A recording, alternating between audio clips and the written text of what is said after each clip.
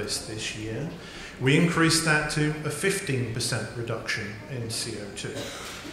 And then when we look at efficiency improvements in the cabin, by increasing the seat count but not compromising the comfort levels for the passengers, we can reach 20% CO2 saving per seat compared to the 2011 aeroplanes. It's not all about CO2 emissions though. We still have to remember those noise targets as well. And compared to the ICAO Chapter 4 noise regulation, the aircraft will have a 15 decibel margin. So again, we're addressing both CO2 and we're addressing noise, both at the same time in the same airframe. A part of that, a very large part of that, is coming from revolutionary and evolutionary engine technologies. When we talk about the CFM engine, the LEAP engine, it really pushes conventional engine technologies to the very limit. By using 3D aerodynamics, by using very lean burn combustors, and by using ceramic materials as well in the engine. On the other side, the Pratt & Whitney engine, the geared turbofan, takes a revolutionary step by introducing a gearbox into the core of the engine to allow all of the components within the engine to rotate at their most efficient speeds. That gives us what we need both in terms of fuel burn, CO2, and in terms of the noise performance of the engine as well. Something very similar has been applied to the A330 family as well, the A330neo aircraft coming in 2017. So once again, it's an evolution of the existing aircraft by improving the aerodynamics of the aeroplane, by improving the engine technology, and also by increasing the cabin seat count whilst not compromising on cabin comfort. So you can see, for example, the sharklet technology which is being introduced on the A330 here, which will effectively increase the wingspan. Today it's just over 60 meters to approximately 64 meters. By increasing that span, we improve the lift-to-drag ratio. And also a similar design of engine, an evolution of the engine from the Trent 700 on today's A330s. The new engine, the Rolls-Royce Trent 7000, offering 11% lower fuel burn directly. So when we take all of the engine technologies, the aerodynamic technology, and the slight densification of the seating in the cabin, we come to a total of a 14% reduction in fuel burn per seat and CO2 emissions per seat, but on an airframe which is already well known. So one of the big advantages of both the A320neo and the A330neo and other developments of that vein are that you're using proven technology. The reliability is known. Then we come to the clean sheet design. When you have a clean sheet of paper to work with, you can introduce all manner of new technologies. So the A350, compared to the aircraft that it is designed to replace, is 25% lower in terms of fuel burn and in terms of CO2 emissions. It's a combination of advanced materials, so carbon fiber composites and aluminium lithium alloys to reduce the weight of the aircraft. It's evolutionary and revolutionary aerodynamics. So the aircraft, for example, keeps dynamic stability during flight to maintain an optimized angle of attack to the airflow, to allow the aircraft to cruise at its most efficient configuration. So the wing, for example, the flaps and the slats will adjust automatically during the flight of the aircraft to maintain the best aerodynamic configuration.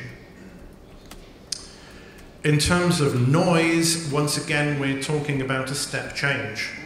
So the blue area there is the 85 decibel noise footprint, which is projected onto London Heathrow Airport. And the white outline is the aircraft that the A350 is designed to replace. This is for a 4,000 nautical mile mission. It's the same for both aircraft. And you can see that what we've strived to achieve is to bring that noise footprint effectively within the airport boundary. It's the same story for the A320neo, by the way, where we will see, even at the highest weights, that the noise footprint is kept within the airport boundary. We can also make use of technologies in the cockpit for operational procedural reasons to reduce the noise further, the noise emissions further. So we have what's called the noise abatement departure procedure. Both the A350 and the A380, for example, are capable of automatically flying noise abatement departure procedures. I'll talk a little bit more about that in a few minutes. But effectively, instead of having the traditional climb gradient that one would have, the A350 and the A380 automatically climb more quickly at the beginning of the ascent and then level off to both reduce the thrust level and therefore the noise, but also so that the thrust is not pointing directly at the community below. Once clear of the community, the aircraft then recommences its climb to the optimum cruising altitude. So again, it's about avoidance of noise over specific communities. Now the A380, it's not just about fuel efficiency here, it's also about an efficiency in the air traffic management structure here. We're talking about an aircraft which burns 40% less fuel per seat, but is carrying 60% more passengers. So effectively what you're doing is replacing two aircraft with a single larger aircraft. That helps in terms of the efficiency at the airport, it helps in terms of slot allocation, and it can help in terms of departure and arrival procedures as well. So while we do have state-of-the-art engines and aerodynamics, what we see overall, actually across the industry, is a trend towards larger and larger aircraft. If we look at, for example, the single-aisle fleet, we know we have the A319, the A320, and the A321. Boeing have the 737, 700, 800, and 900. We see a move away from the smaller members of those families towards the larger aircraft, the A321s, the 737-800s. So there's certainly some efficiency which is being gained there and helping to cope with the doubling of air traffic. But we can't do this alone as a manufacturer. No man is an island, as they say. So it's important that we work together in collaborative partnerships, and to do that we have put together a program that allows us to offer our expertise to tailor products and services towards sustainable aviation. It gives us a long-term framework for collaboration with our customers. Helps to demonstrate the day-to-day capabilities. But one example of that is a series of trials that we did with British Airways on their A380 flying the route to Hong Kong. We designed specific departure and specific arrival procedures for that flight, for that aircraft, and we demonstrated that by using the NADP in a certain way for the departure, for specific communities on the ground, you can reduce the noise exposure by 5 decibels or even more. That's a halving of the perceived noise on the ground. And we did that repeatedly. It also allowed us to demonstrate that with the latest navigation technologies, we are able to thread an aircraft with an 80-meter wingspan through the eye of a needle. Very, very precise flying that the aircraft did to avoid those communities on the ground, both laterally and in the vertical aspect as well. Where do we go from here? Okay, I've already talked a little bit about sharklets, but other aerodynamic technologies. So we have research programs in Europe on laminar flow and riblets, for example. One of the issues there we have to watch is what happens when those riblets, for example, become contaminated with de-icing fluid or with ice, and you lose the efficiency gain. And then longer-term future concepts where we talk about integrated engines, engines integrated into the fuselage or into the wing, which is almost coming full circle because that's where we were with the de Havilland Comet back in the 1950s. Now, what about advanced materials and methods of creating those materials? Well, additive layer manufacturing is one such example. We all know it as 3D printing. I'll come to that in a minute.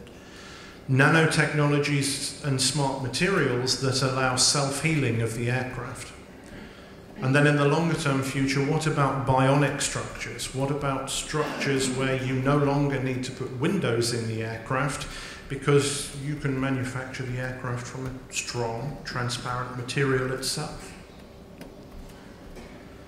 3D printing. Very significant weight savings, and in terms of saving waste as well. So we can redesign parts to be their absolute optimum, which previously we couldn't do, for example, with the directionality of strength that you get with carbon fiber layups. There's a massive saving in waste as well in terms of for aircraft parts which are manufactured from metallic materials. Traditionally, you would take a block of aluminium or titanium and you would machine away most of that material, being left with, well, maybe only 5% of the original material that you started with. So with additive layer manufacturing, what we can do is effectively print the part exactly as we need it, and we can do that with metallic materials as well. Then we only quite literally lose about 5% in the polishing and the finishing of the part. The challenge is to produce those parts quickly, where we have a production rate of A320 family aeroplanes of 60 aircraft a month. You can imagine that the production rate for these parts is going to be quite demanding. Now looking more towards the future, what about hybrid technologies to replace jet engines? In this case, this is a research aircraft that we're developing together with Rolls-Royce called the E-Thrust. The aircraft is still fitted with a small gas turbine engine, but the gas turbine doesn't produce thrust, it produces electricity. And that electricity is used to drive 6 fans which are distributed along the wing.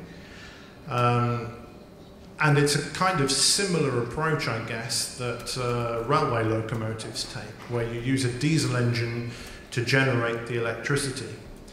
But of course, what we want in the future is to get away from kerosene completely. And in that respect, we're doing a lot of work on all-electric aircraft. A couple of years ago, we flew an aircraft called the E-Genius, which is really just a single-engined powered motor glider.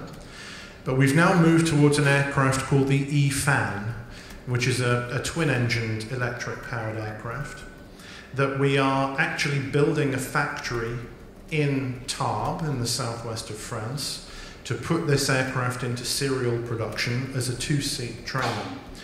And I think it was July or maybe August, the aircraft made the first crossing of the English Channel by an all-electrically powered aeroplane.